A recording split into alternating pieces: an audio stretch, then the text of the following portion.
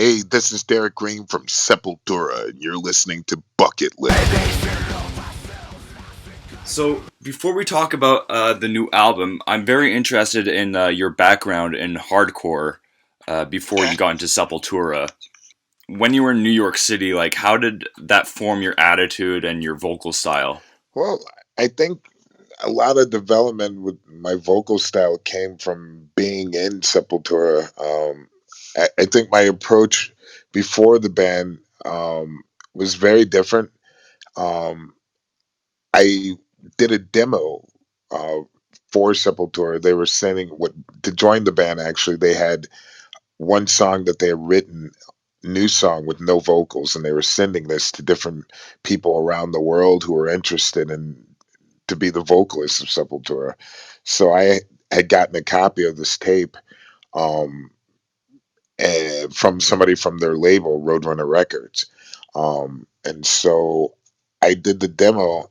And what they liked about the demo were the fact that I was doing my own vocal style of some melodical stuff, but kind of heavy, but not definitely not imitating anything that had been done before from the previous singer.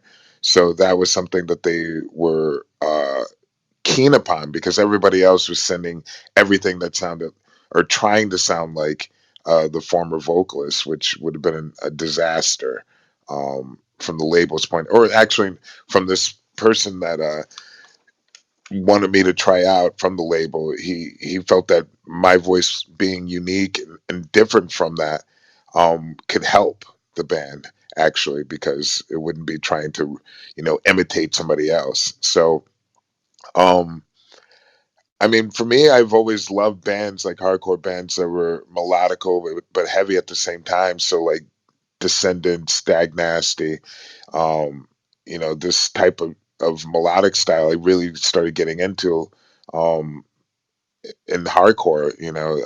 I had a band which was called Outface, and this style was similar to Dag Nasty, doing a lot of Dag Nasty covers and um, things like that. So Verbal Assault and it were just like really big influences on me, like growing up. And of course, the biggest was Bad Brains and Chromax. And I really enjoyed your vocal style on the last album as well. I felt it was something I wasn't really used to listening to, but it just works so well with the album. I'm very curious about these vocal master classes that you do. Right. Okay. It was something that I really wanted to try because I'd never seen anyone doing vocal master classes like a traveling uh, type of show. So I think what was confusing, I think for a lot of people, is wondering what I would be doing, and even for the promoter, he was like, "Hey, it's hard to promote this because it's not common with like guitar workshop or drum workshop. There's like certain things that everybody does, and they know what to expect. But with mine, I wanted to try it." To see how it would go and kind of get out of my box and try something different. And with the idea of it was I wanted to let people know, like, okay, this is the very beginning, like how I got involved in wanting to become a singer. Um, what was my influence of becoming a singer and what drove me to stay focused and disciplined. Certain things, do's and don'ts about screaming and singing. I wanted to explain. I also talked about the demo phase of writing songs of Sepultura. So I had examples of demos that we had done, showing vocally how I would write the actual lyrics and how I would match chorus and verses up with demos and how the end result came about and how and showing how similar those uh, the idea of being in the studio and doing just practicing and then coming up with ideas, how similar, how close it is to the actual recording of the album, because it's the moment that's happening in the studio. We're recording, and it just happens to come up a riff or something, and then a vocal idea. I'm screaming something. There's probably no lyrics at all yet, but the actual approach and tone and ideas, really so much of it sticks with what becomes the original song. And so I wanted to show that. I did like a Q&A as far as people asking whatever questions they had about singing or screaming or the music business in general or touring. And I was hoping to see, a lot of trying to get a young people who maybe were in a band or anybody that was actually in a band or singers out there. But it's a difficult job being a singer. There's not many people I know who want to be a singer. Actually, it sounds kind of crazy, but it's actually true because you're the main focus on stage. You have to have a very strong personality, and you have to be able to deal with that. And a lot of people early on becoming a musician, that's the last thing they want to do is like to be that focus on stage. And also the voice, it's a very different instrument. It's coming from inside you, so it's very temperamental. It can be affected by cold and heat and all these different variables, and you could be sick, and then nothing's going to happen, with the show. So a lot of responsibility on the back of a vocalist, and it's a very delicate instrument at the same time. So I wanted to, give people information about how to train and keep their voice, and that was what I talked about during my master class. And especially when you're on tour and you have like all these back-to-back dates, do you have any like rituals or warm-ups that you do before you go on stage? Yeah, absolutely. And I was showing this in the master class as well. I talked about my teacher that I had met when I joined the band, and that I went to, my vocal coach, and his name was Ron, and he would help me do vocal scales, from like basic, like ba da da da da da da da da, and things like that. And so the warm ups before a show, 30 minutes before, and then warming down even after a show. I was There's definitely no alcohol before the show. None of that like honey or anything like that, and tea or anything. I don't do any of that. I talked to. I actually. I there's. I don't. I just try to relax as much before the show and not talk so much, and do the same after. It's really a lot of little things that you have to think about, and really stay focused on the road in order to keep your voice doing all these shows back to back. But it's been 20 something years, and I haven't had to cancel a show yet. And this is, I think, due to the routine that I do and stick to. That's pretty impressive. So let's talk about this new album. I understand that's a concept album that's divided into four pieces. I know Andrea said that each part would be instrumentally different, but is each part lyrically different as well? Well, it definitely, each part lyrically is different, but it didn't follow, in the within the not the same way as musically. Um, all the songs are definitely different, and they're all about different topics. Like if like looking at the album now, like going through it, like um, the first song for the single, actually, "Isolation," is about the American prison system, and the use of solitary confinement, and is that helping anyone by putting people in solitary confinement? It's actually inhumane to put people alone for such long periods of times, and they will go crazy. Um, it's an interesting concept. I wanted to write about the American justice system because it's dysfunctional, and we're a first world country that imprisons most of its people, which is fascinating, and I think it's something that a lot of people need to look at and pay attention about in America. Means to an End is a song, about political manipulation that happens through media and through the internet, and how people are manipulated and they don't even know it. And so this is something that's been happening not only in the U.S. but around the world, and even companies being paid to do that. Last Time is about addiction. Moved back to the US after living away for 20 years, and now I'm in Los Angeles, and it's been over a year.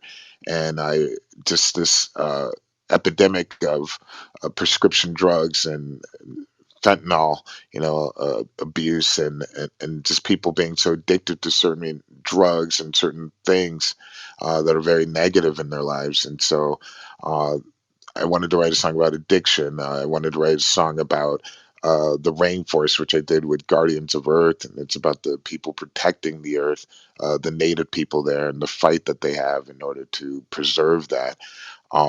There's also a song about Muhammad Ali. It's called Ali, just for admiration because he's not only such an incredible fighter, but he was an incredible fighter for freedom for people.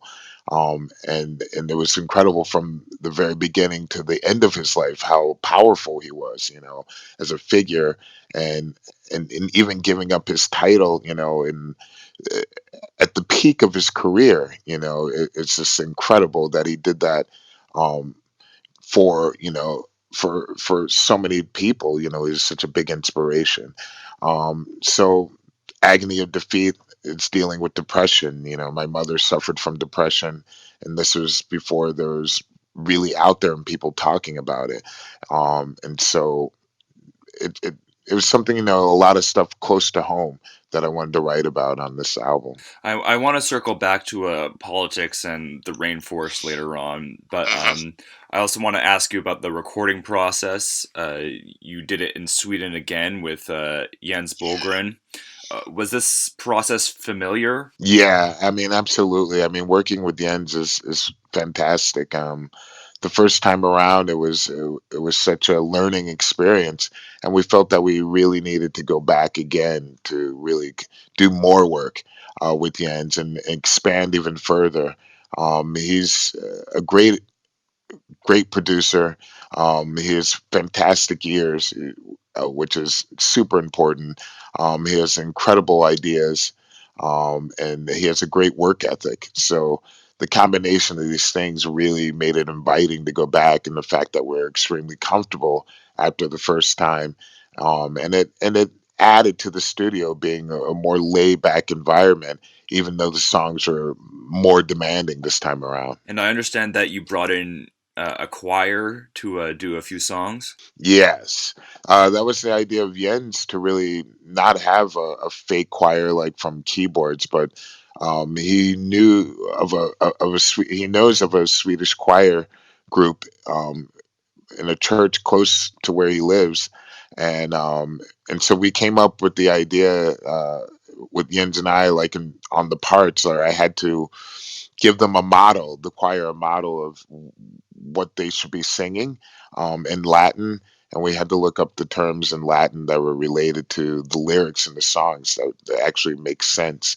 And so it was a lot of work, it was really tedious. And um, but it worked out so well, and I'm so happy that he really pushed me to do the guide for the choir because it fits extremely well, and it added so much to so many of the songs.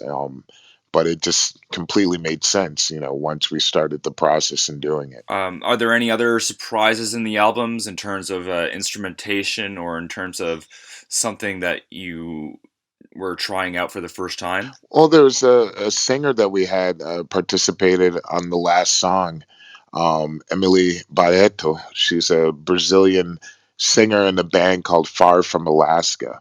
And Andreas had met her working on some other project in Brazil.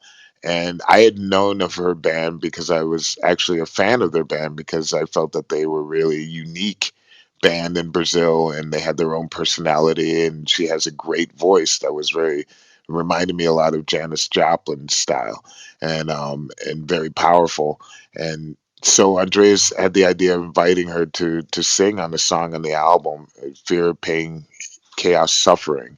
And it was great to have her part of that. We had never had a female vocalist come and do anything with Sepultura, and it just felt right to have her on this song. It's just we needed something different there. So, you said that you were living in Los Angeles for about a year now, right? Yes. Were you living in Sao Paulo around the same time that Jair Bolsonaro was like campaigning or was elected? Yes, I was there when he was elected, actually. And it's a very complex situation, the politics there. I mean, just as much here in the US, completely um, in disarray. Um, but it's unfortunate, that people felt that they had to vote for a person like this because they were so opposed to the opposite side. But I think a lot of people are voting um, because who they're voting for, they're manipulated to vote for, and they don't know why they're voting for them. They can give you very little reasons why, and they're the same reasons that they're being manipulated by. So it's sad to see that, and also the fact that people are limited to their selections of who they can vote for, because most of the politicians are bad. They're corrupt and they're horrible, and they don't have the interests of the public.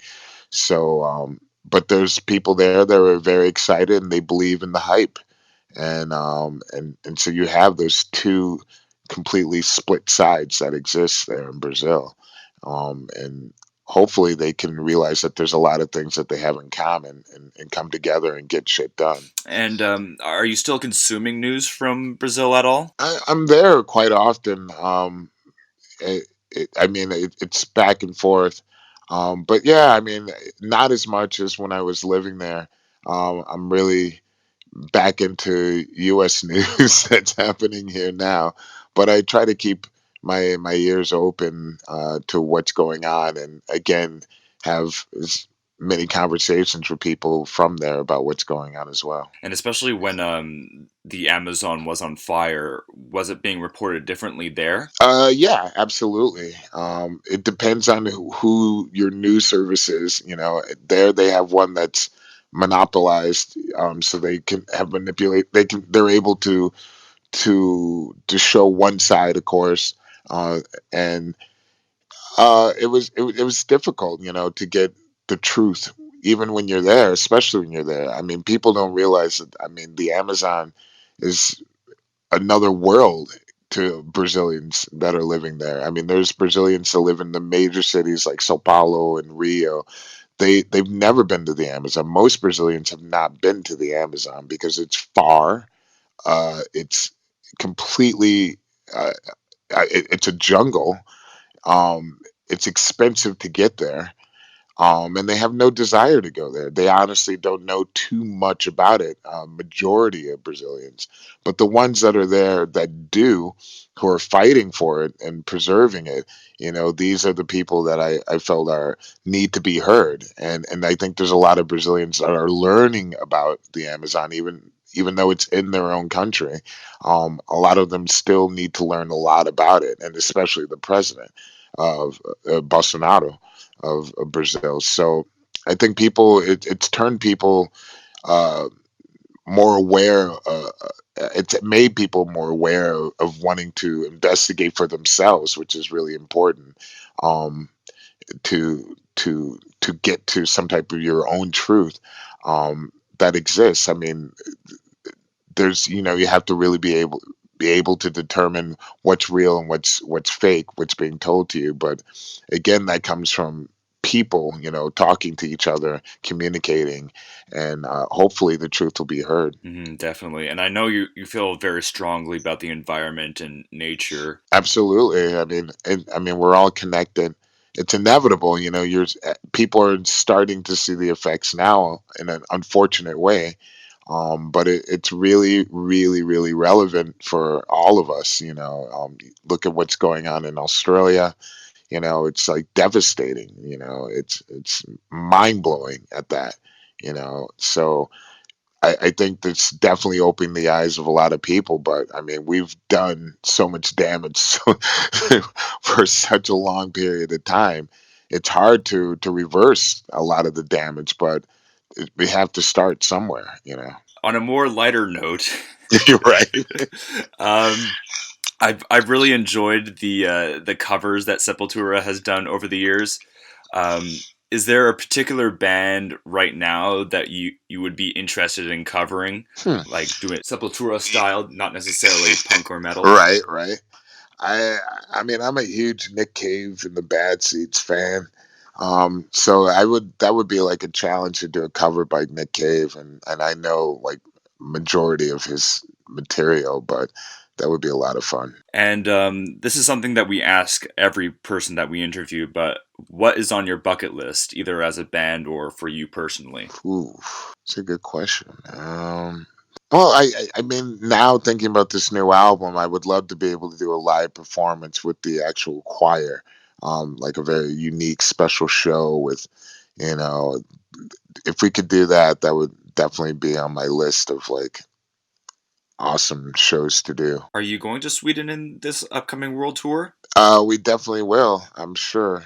There's nothing marked now, but I believe there might be a festival, but we're going to do our own headlining tour at the end of the year in Europe. So Sweden is usually in Scandinavia itself will be on the on that bill for sure. So you pretty much have like the entire year planned out already. Yeah, we're. I mean, it's a long, packed schedule. So looking forward to it. So Sepultura, for those of you listening in Montreal, will be playing on April 1st at L'Astral, and you could listen to their newest album, Quadra, on February 7th. Yes, February 7th. Pick it up. Oui, oui. Gotta speak the language of the people. Pourquoi ne? Pourquoi ne? How many languages do you speak, by the way? I English, Portuguese, a little bit of Spanish, and a little bit of German. My son is Czech, so I'm learning Czech, which is extremely difficult. Can you sing in Czech? Definitely not. That would be a challenge. Great. So, is there anything else you would like to add? Yeah, just be sure to check out the tour. Can't wait. It's starting in mid March to the end of April with Sacred Right, Crowbar, and Art of Shock. That's going to be amazing. And definitely pick up Quadra. We have, along with the package, if you get the whole bundle, there is a documentary movie that you'll finally be able to see that's been out now in Latin America and Netflix. But this is a documentary about Sepultura called Endurance, and it's really insightful, and I think it's great for fans to check it out. I would love to see that. That's perfect, man. Thank you so much. All right, thank you. Take care, Chris. Bye.